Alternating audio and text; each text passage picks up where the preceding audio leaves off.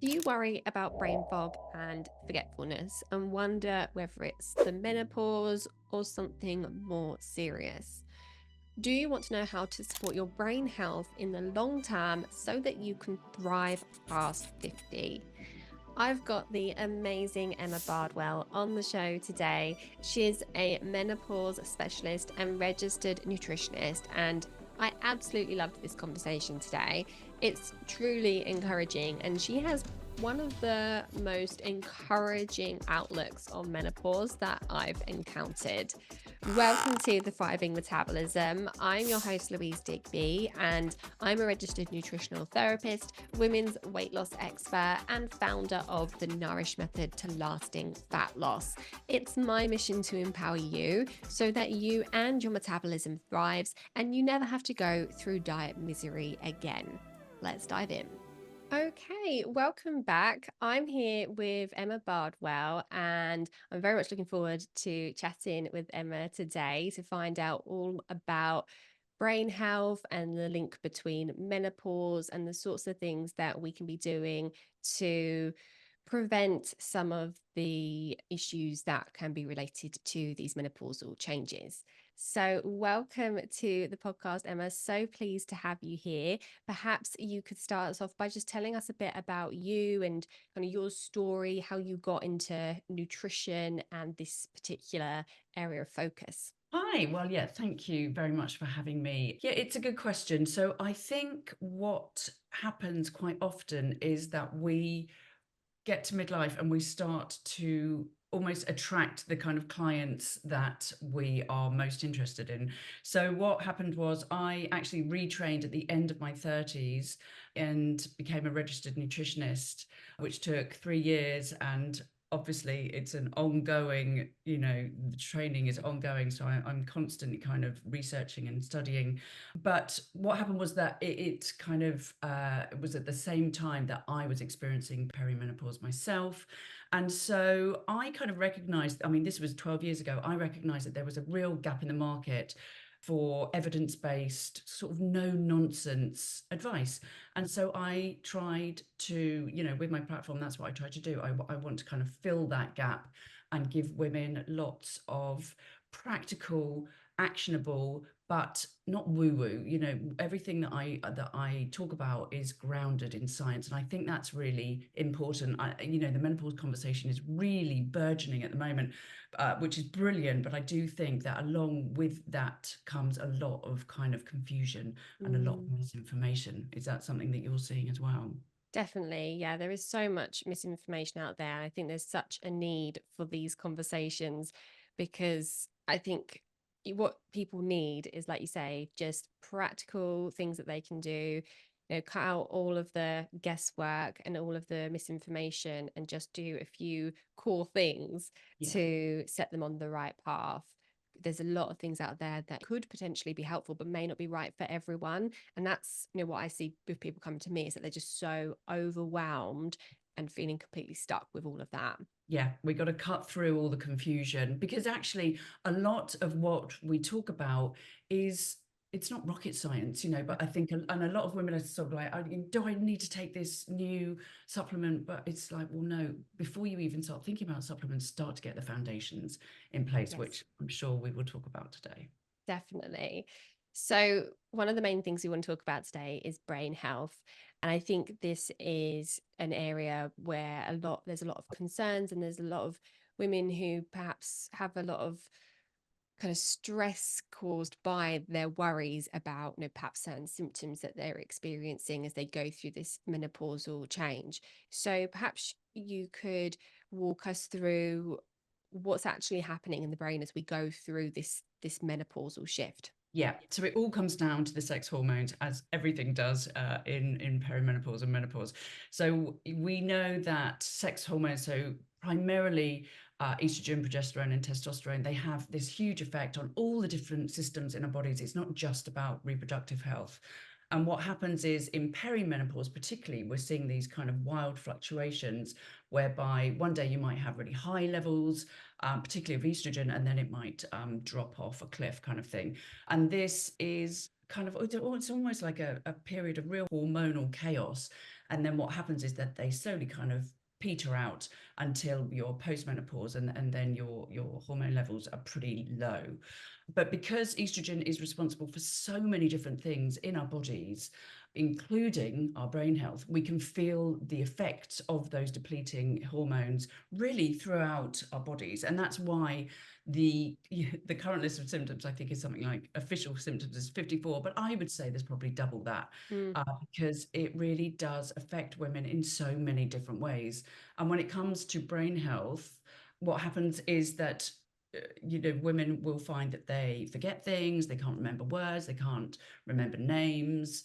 I find this myself still all the time, and I feel like I'm kind of coming out of, I'm almost postmenopausal now. They feel, obviously, stress is affected, which we can talk about in a bit. But there's a lot of panic about this forgetfulness that lots of women experience, because obviously it impacts not just your day-to-day stuff, but it impacts work and your performance, and sometimes your relationship with your friends and your kids. For example, I forgot to pick my daughter up one day. I just completely forgot. I do it I did it every day. I forgot to pick her up from school, and it really upset her. It really, obviously caused her a lot of anxiety, and me too. I started to kind of second guess myself, and I hear this a lot from women who feel almost like they are losing themselves. They're kind of losing an essential part of their essence, their kind of personality, their ability to be really funny and witty, and all those things that we dine out on. So I do think that when women start to see these changes, it can be quite confronting. Yeah, that sounds really scary to forget something as major as picking up your daughter from school. And yeah, I'm sure it is those normal everyday things that people forget, and then you feel like, what on earth's going on? It's such a simple thing. Yeah, so I can totally understand how people would feel like they're losing themselves. What is actually going on with brain fog? Why does that happen? And are there things that we can do about it? Yeah, so I think the exact mechanism isn't well known. There is a lot of research being done on this at the moment by people like Lisa Mosconi, who's a neuroscientist. But what she has kind of explored is the fact that it's almost like the energy that our brains get during perimenopause, because of the lack of estrogen. It's almost like the energy is reduced, and it's your brain is kind of almost going through a paring back. It's recalibrating, so it's kind of getting rid of all the connections that aren't needed, and it's kind of it's almost reforming itself. But what she has, and so I think for lots of women, they, when they're experiencing things like this, their instant thought is, oh my God, I'm getting dementia or Alzheimer's, because they know that women are, we are 2 out of every 3 diagnoses of dementia is in women. So we are at much higher risk of getting it than men. And I think that's where a lot of women's heads go to when they start Mm. to kind of, experience these symptoms. But what Lisa Mosconi is saying is that actually post-menopause, your brain almost kind of comes back into its own. And actually, interestingly, women still outperform men in tests that test this kind of thing. So I think that is reassuring. And I think it's also important, even if you do have dementia, we can go into dementia because I think it's quite an important part of the conversation. Even if you do have that in your family history, it's never too early to do something about it. And there is lots that we can do. I think the stats are something like between 40 and 60% of dementia cases actually are preventable through things like diet and lifestyle. So, Mm. there's lots that we can do. Yeah, I think that's really reassuring that you said about how your brain is recalibrating through this transition period, and it's almost like a means to an end. And one thing I was wondering is, this is not off topic, but maybe not a question you can answer, but maybe when the brain fog and these symptoms that you're experiencing as your brain recalibrates, is that kind of like a necessary evil, or does taking steps to reduce the brain fog, like taking something like HRT, does that impact the way that your brain is going to recalibrate? Now, that is a question I can't answer. Unfortunately, I don't know the answer to that. And I'm not medically trained, so I can't really, I can talk generically about things like HRT. But I think, it's a similar experience that lots of women have when they're pregnant. A lot of women experience that kind of brain fog. So it's Mm. very, I think, hormonally driven. But I think there's also, there's lots going on at this time of life. So women are pulled in lots of different directions. We're known as the sandwich generation. We're looking after elderly parents. We've quite often got, teenagers or even quite young children, because I think a lot of women are having children much later. We're under a lot of stress, and we know that stress causes massive amounts of brain fog. I don't Mm. think people kind of give enough what's the word? They don't give. They kind of underestimate the impact that stress has. And when you are going through a really stressful situation, actually, it's really hard to think clearly, Yes. because you are invariably not sleeping well. There's lots going on. I think as well, I am seeing in clinic that a lot of women, when they are under stress, they turn to things like alcohol as a bit of a crutch, and we know that Hmm. alcohol really doesn't help on a number of levels, and it's a neurotoxin. So yeah, there's a lot potentially going on at this time of life. Yeah, and I think that's a really important point because people tend to blame everything on one thing, and they want to find that one reason for an issue. But there's so often so many things going on, like you say, just kind of the circumstances of life and what we use to cope with all of that, and how our sleep is impacted by all of that. So yeah, the kind of the trigger of it all may well be some of the menopausal changes, but there's probably a lot of other things exacerbating those symptoms. Yeah, it's never one thing, is it? It's pretty much always multifactorial. Mm. So, like we've said, a lot of people are going to be worried that there's more to these symptoms. Is it early onset dementia or something like that? So, how does someone start to differentiate between those normal symptoms that we get through perimenopause and menopause and something more serious? Yeah, that's a really good question, actually. So, actually, what we know from the research is that if people are experiencing dementia, they're usually not aware of it. It's usually the people around them that pick up on it. So, forgetting things and I don't know, putting your keys in the fridge, that is kind of almost normal behavior for Hmm. during perimenopause and menopause. Whereas in cases of things like dementia, it's not remembering how to, put your key into a lock. So it's a very different kind of scenario. But I do think that, like we've already touched on, I do think that women do, it's where your kind of head goes first when you start to experience these symptoms. You do start to really doubt yourself. But like I said, there is lots that we can do in order to make sure that our brains are really functioning optimally. And a lot of that actually is linked with metabolic health, which I know you're really interested in, because essentially what is good for your heart, for your cardiovascular system, is really good for your brain.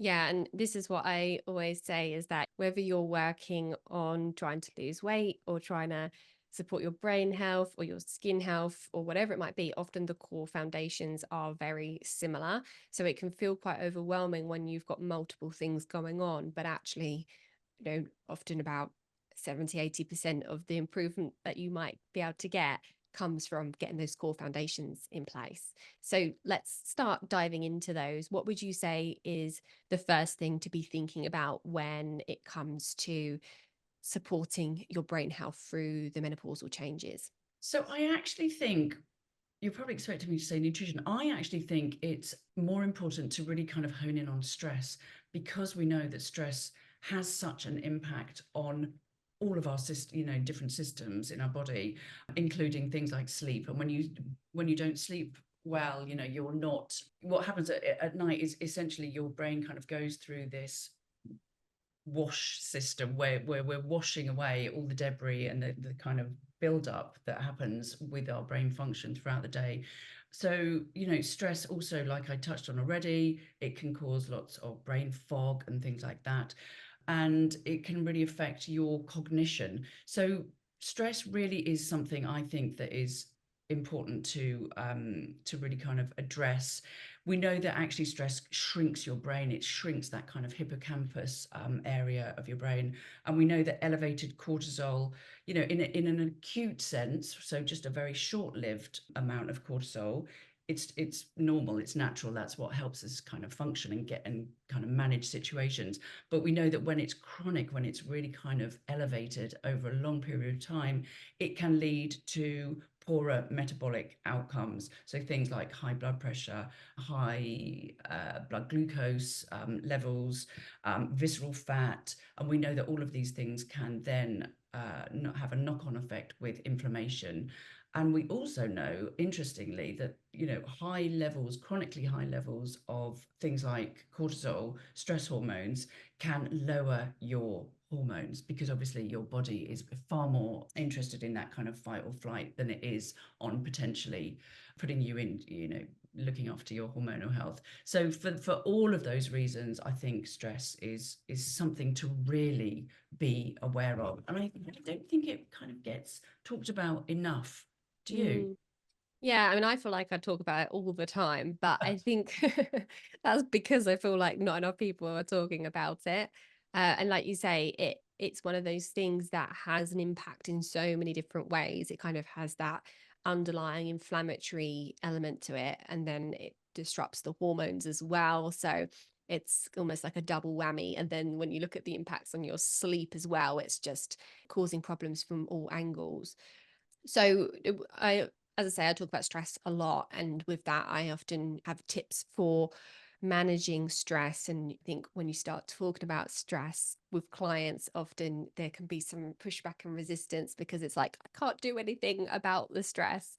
So what is your kind of favorite tips for stress management? I think it looks very different for for for every different person. So I mean, I like women to kind of have a toolkit whereby they've got a lot of different options, because for some people it might be cold water therapy. For me, that is just that causes more stress, I think, than it does helps. So it very much is individual, but I do think that there are lots of things, easy things that women can look to, things like breath work.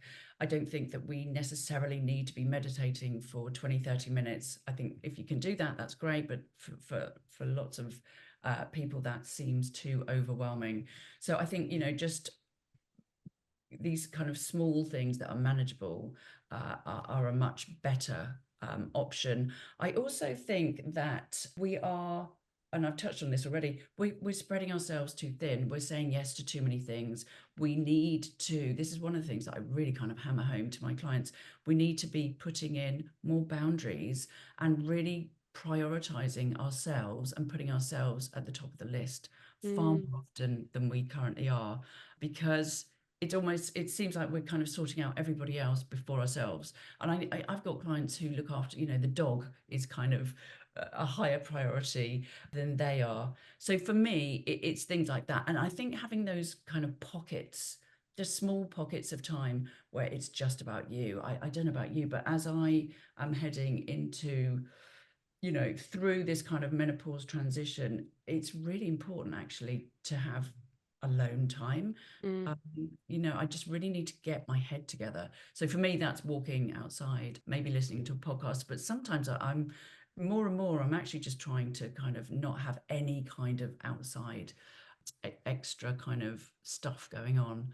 But yeah, I think it will look different for everyone. Yoga, exercise, whatever it is, and I think also it can kind of change, and it's a kind of mm, fluid thing. It mhm. evolves, doesn't it? Yeah, definitely. I think it depends on what you've got going on at the time as to what is going to help you feel good. But yeah, I definitely agree on the alone time. I'm someone who very much craves it. And you know, and it's interesting that you say about trying to spend time without listening to podcasts and stuff, because that's also something that I've noticed. I've gone through phases where I've tried to like maximize every minute of my day and listening to podcasts as I walk and almost trying to multitask constantly, and I just found it exhausting. And then when I just turned off some of the noise and spent some time quietly and just, doing gentle movement, it really recharged my batteries and helped my mind to calm down a lot. There's a So, real sensory overload, I think, when mm, you're going through these hormonal changes. I'm really sensitive to noise all of a sudden, and I know lots of my clients are the same. So yeah, I think, and it's we are doing stuff all the time, doing. So even just taking 5 minutes and staring out the window, yeah. it happens very rarely, but that is something that I talk about as well. Yeah, and we shouldn't feel guilty about that, about having time where we're not being productive, because there's almost like toxic productivity, isn't it? Where we just feel under pressure to be getting stuff done all the time. But actually, if we can allow ourselves a little bit of a break from that, it can do a world of good. Huge. Yeah. For me, it's in the bath. That's my downtime. Yeah, nice.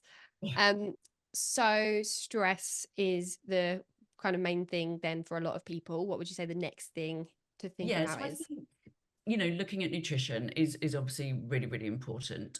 So there's not a specific diet, although there are three probably that come up a lot when we talk about brain health. So a kind of combination of the Mediterranean diet, the DASH diet, and the Mind diet.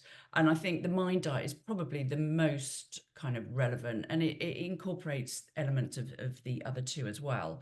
But what it does differently is it has a real kind of reduction in red meat.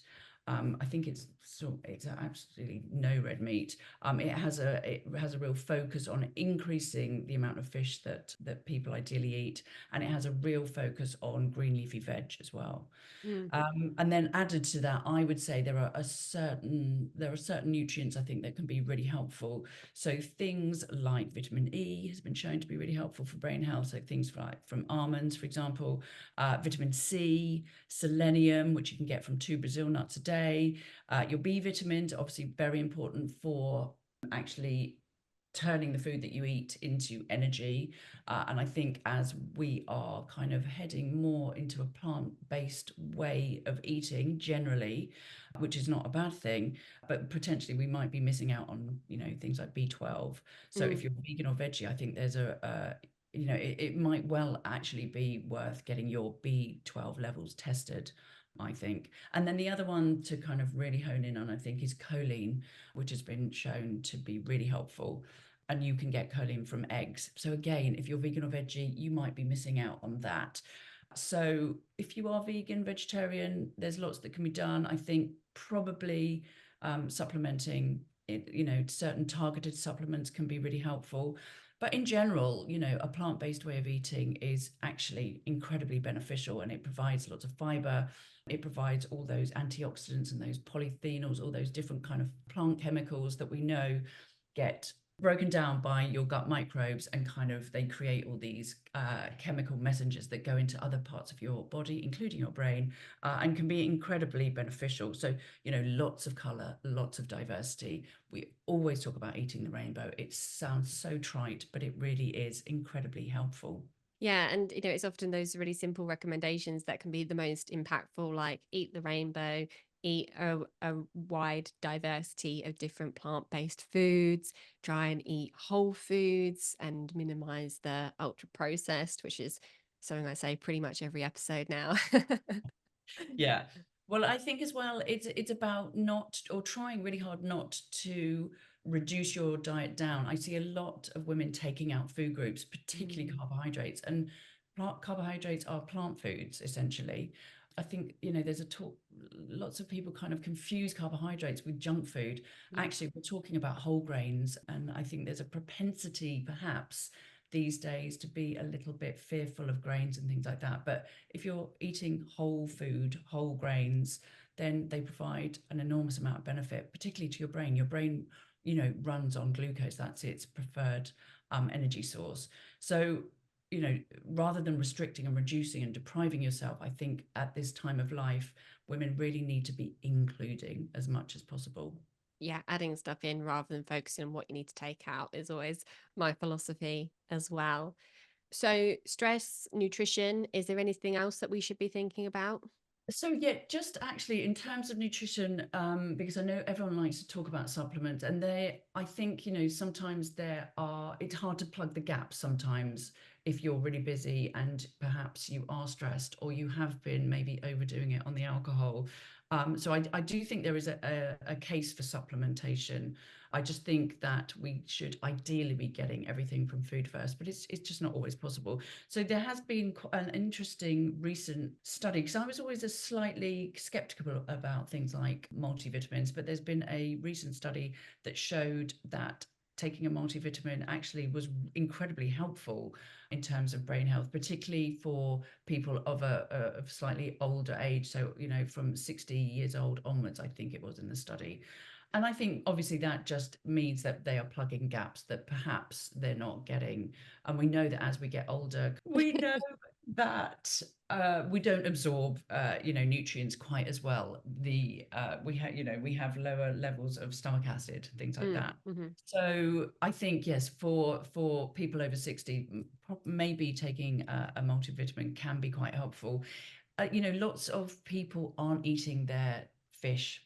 There's a bit of an aversion, particularly oily fish, and we know that the recommendation is, two portions, ideally, of oily fish a week. So for those people, an omega-3 supplement can be helpful, and that obviously comes from fish oil, but we can get them from there's a vegan source as well, which is an algae oil, so it's open to all eaters.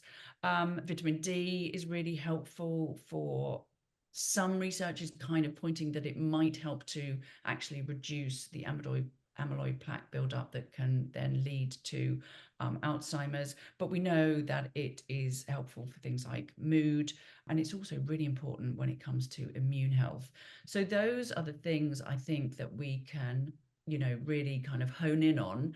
And I also think it's quite important for women to get tested for certain things, just to make sure that their levels are nice and replete. So things like vitamin D, things like iron, if your iron levels are low, and I've just been writing a white paper on iron, so it's kind of front of mind. But if your iron levels are low, which lots of women are, particularly if they're experiencing flooding and heavy periods and more frequent periods, then you can feel incredibly, your brain fog can really kind of feel quite overwhelming.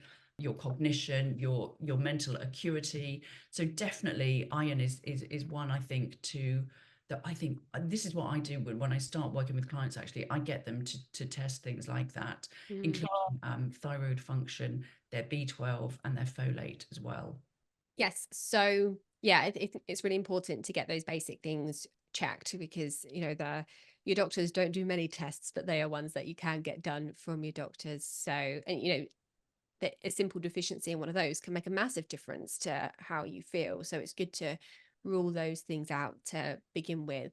So I also wanted to touch on HRT before we wrap up, because I'm sure listeners will be wondering what role HRT plays in protecting the brain, or that sort of thing. So what are your thoughts on HRT for this? So yeah, I do need to make sure that people know I'm not a doctor. So I can only talk in a very kind of generic way about it. But at the moment, there's lots of research being done on this.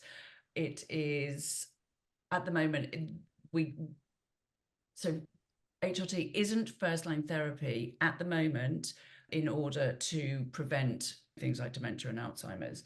That this may change as more research comes through.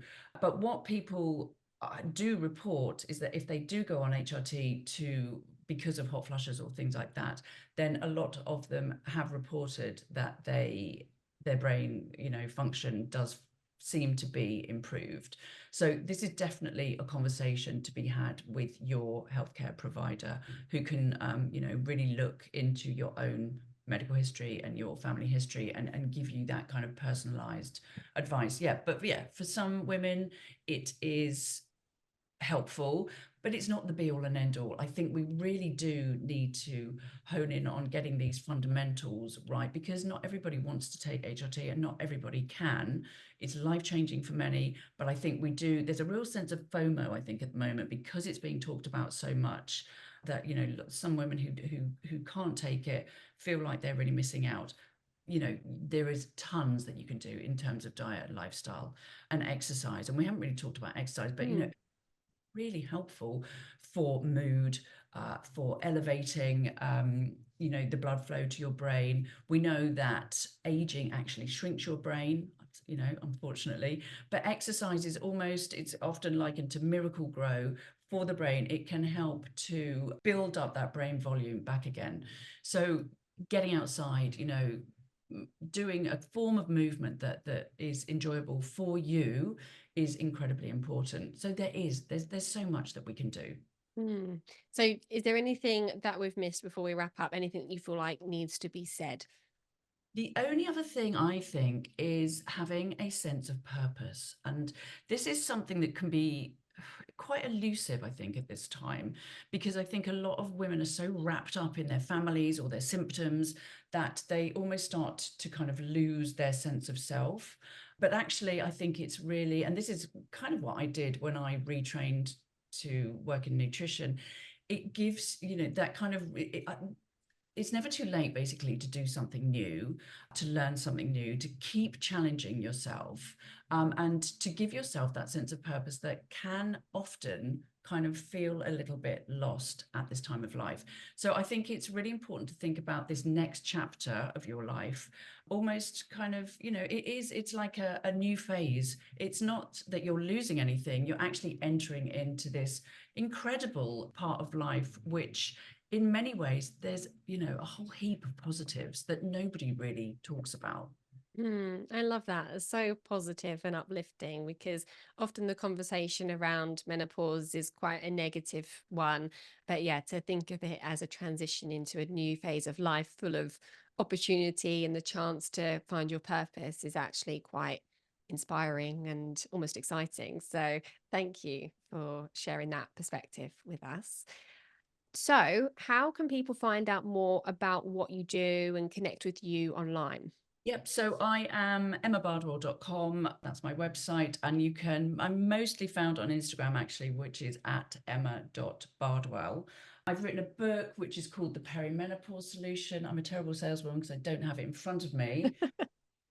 Have two other people's books, which I think can be incredibly helpful if people really want to kind of hone in on brain health. So Lisa Mosconi is the XX Brain. That's really good. And Kimberly Wilson, her book is amazing too. And, I have a chapter in my book on brain health. So, there's lots of resources out there if women want to find out more. Amazing. And I've looked at your Instagram and it is absolutely jam-packed with information. So I definitely recommend that listeners find you on there. And I'll make sure that we drop the links in the show notes and also tag you when we post bits about this episode on there as well so that people can find you easily. But thank you so, so much for today. It's been such an interesting conversation. And hopefully, as a result, listeners will feel a lot more empowered about how to manage their brain health and their mental health as they go through this transition. Thank you so much, Louise. It's great to see you. You too. Thank you so much for joining me today. I really hope you enjoyed this episode as much as I did. Now, if you have a question that you'd like me to answer on the podcast, or perhaps a topic that you would like me to cover, then why not send me a voice note by visiting speakpipe.com/Louise Digby. If you're enjoying this podcast, then please make sure you hit follow or subscribe on YouTube, Spotify, or iTunes. And if you could spare just 30 seconds to leave me a review, I would be so, so grateful. It really does mean the world to receive your feedback. Thanks again, and I'll see you in the next one.